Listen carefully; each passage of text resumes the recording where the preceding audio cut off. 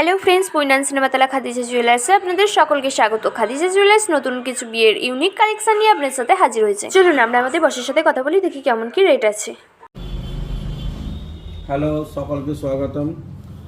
আমরা নিয়ে এসেছি বিয়ের খুব লাইট ওজনের মধ্যে পুরো সেট নিয়ে এসেছি, দেখাবো। এটা নেকলেস, লং হার, এটা করা